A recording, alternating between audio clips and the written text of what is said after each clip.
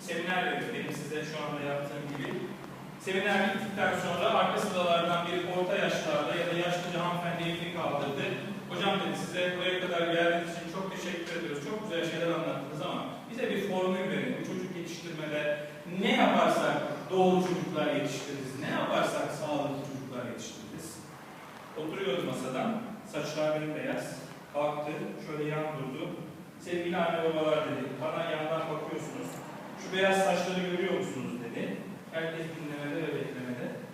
Bu saçları 3 tane evlat bu hale getirdi. Nur formülü var. Nur formülü bulunamaz. Burada bir arayış var. Burada bir yolculuk var. Bu yolculuğu hepimiz yaşayacağız. Önemli olan kılavuzlarınızın doğru olması. Önemli olan danıştığınız, yardım aldığınız insanların doğru olması.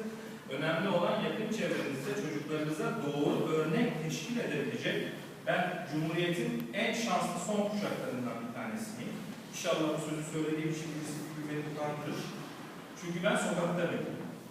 Sokakta büyüdüm. Çok ağaca çıkıp düştüğümü biliyorum. Yere düştüğümü. Çok ağladığımı biliyorum. Çok arkadaşlarım tarafından itildiğini biliyorum. Şimdi bunları yaşatmamak için anne babalar ellerinden geleni yapıyorlar. Bilmiyorlar ki bunları yaşamayan çocuklar ileride çok daha büyük